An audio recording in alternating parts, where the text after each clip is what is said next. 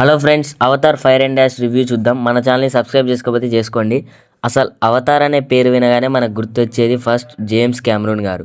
Movie ఎలా ఉందంటే పర్లేదు, ఓకేగా అనిపించింది నాకైతే. కానీ ఒకటి మాత్రం చెప్తా పక్కాగా, థియేటర్లో మాత్రం మీరు షాక్ అవుతారు ఆ విజువల్స్ చూసి. అంత బాగుంటాయి అనమాట. మనం 1 and 2 పార్ట్స్లో పాండోరా వరల్డ్కి బాగానే ఎడిక్ట్ అయిపోతాం. డైరెక్టర్ జేమ్స్ కెమెరూన్ కొత్తగా చూపిస్తాడు. విజువల్స్ అయితే చాలా బాగుంటాయి. మూవీలో ఫస్ట్ 2 hours మొత్తం యాక్షన్ ఉంటుంది. అండ్ లాస్ట్ 40 minutesలో ఒక బిగ్ స్కేల్ యాక్షన్ సీక్వెన్స్ ఉంటుంది కదా, అబ్బా అది నేను చెప్పలేమని, అసలు నాకైతే టెరిఫిక్గా నచ్చింది అదైతే.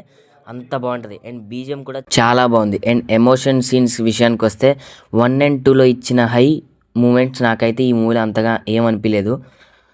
సినిమాటోగ్రఫీ మాత్రం చాలా బాగా అదిరిపోయింది. అన్ని క్యారెక్టర్స్ చాలా బాగా యాక్ట్ చేశారు.